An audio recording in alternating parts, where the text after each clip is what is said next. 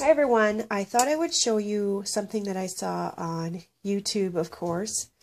I am going to make my own enamel dots, and what I'm using is mini pony beads. These were at Hobby Lobby, and they were only $2.99. I could have used a coupon, but I used it on something else.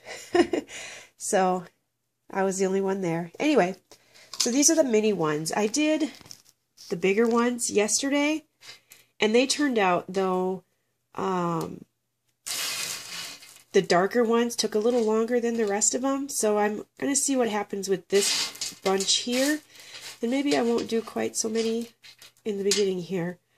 But what you do is you bake them at 450 for about 10 to 15 minutes. The big ones were 10 to 15 minutes. So I'm going to start this one at like 8 at my timer and just watch them and see how long it takes for them to melt. I'm going to guess that the darker ones are going to take longer, so I may pull the blue and black ones out.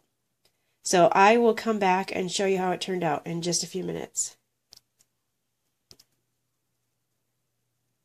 So what I did was pull out the blue and the blacks because I have a feeling they're going to take longer, and I separated out all the little beads so that they're not too close to each other and so that they were all laying with the base facing up.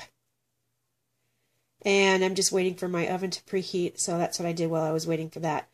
You're going to want to turn a fan on, the fan above your stove. They do stink a little bit, though turning up your oven to 450, that kind of stinks too, at least in my house. No matter how good I clean it, it still smells like it's cooking something off.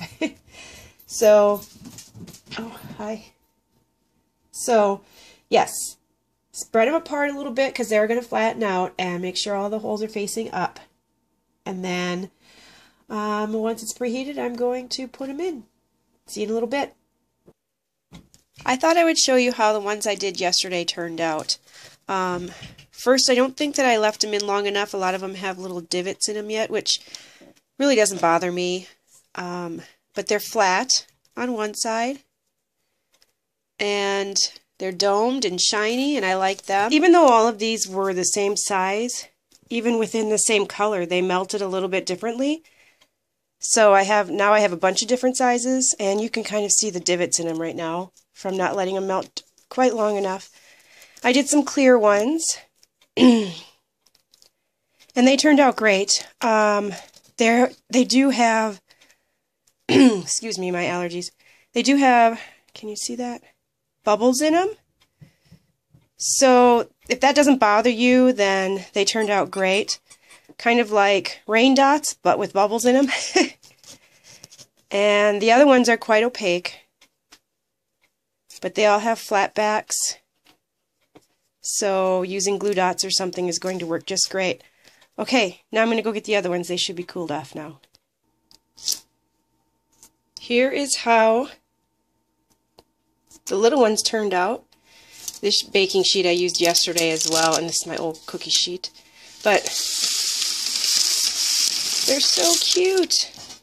These look like they were done long enough. While I can feel a divot, no, I can't even feel a divot. So they're nice and little. Look at that. Those are my dad's hands. So they're nice and little.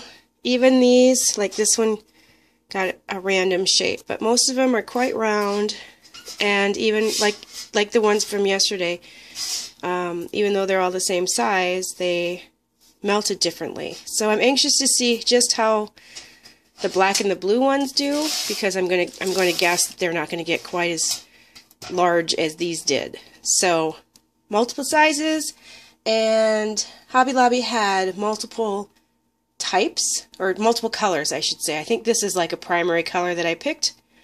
I think I will go back and get the other bag that they had and do them all up, and then I will have myself some enamel dots in multiple colors. I think I'll go back and get some bigger ones as well. I know that Michael's had them, like a container full for $6, and if I use a coupon, that's not too bad. So, never-ending supply of enamel dots. Hope that helps you. Have a great day. Thanks for watching.